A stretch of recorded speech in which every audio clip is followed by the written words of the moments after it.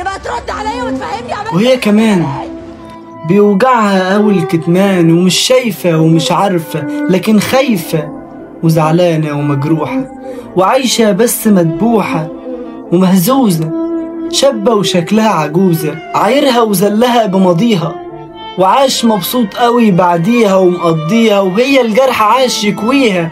كانت أبسط من العادي، لكن حبت ومش عادي، جرحها ولاها عادي، فتبكي تقول سنين يا جروح بتتمادي، سنين وانا قلبي مش هادي، داخلها نزيف وجرح مخيف، وكانت فاكرة ان حد لطيف قتلها بكيف، وهي يا عيني ولا فاهمة، حاسة بجرح وبتهمة. كانت بتحبه، سنين الجرح عاشت تخفي، كانت عامية ومش شايفة شيطانه المخفي، كانت عايشة معاه في عذاب، وكان خاين وكان كداب، لكن كرهت وما بتقبلش تسمع سيرته لو تتجاب.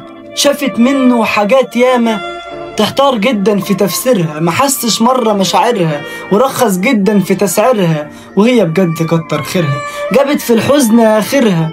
نهاية القصة يا ريتها كانت في أولها.